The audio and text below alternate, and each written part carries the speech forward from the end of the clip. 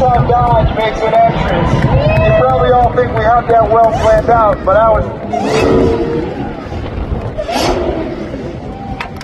I said that most cars attempt to be everything to everybody, but there are a few that revel in a singular mission, rendering them totally irresistible to a subculture obsessed with that objective. This car was conceived, designed, engineered for that subculture of enthusiasts. You know that a tenth is a car length, and a half a second is your reputation.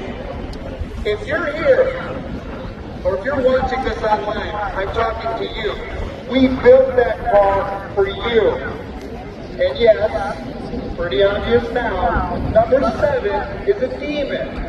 More accurately, this is the new 2023 Challenger SRT Demon 170.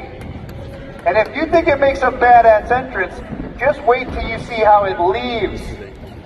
We call it the 170 because it's 170 proof. The Demon 170 is the world's first production street legal drag car that runs on ethanol.